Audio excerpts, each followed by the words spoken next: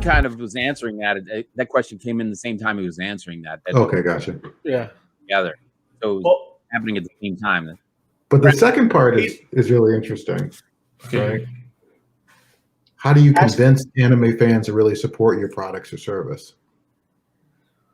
The fans, versus the artists.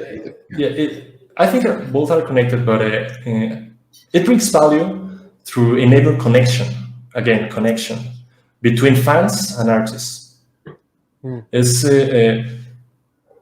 if it's again like an example, when you are a user of Twitter or Instagram and you look for the follow of certain popular people, certain actor, actress, is something that it goes to your mind, to your heart when you, that people just accept me. It's like a connection. You think about that. This could also relate it to the artist because you don't only have the specific piece of art.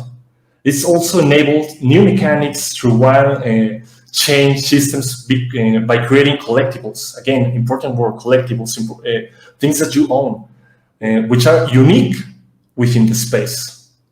I think that that's almost around not only the second part of the question, but also within the main theme about making NFTs about anime.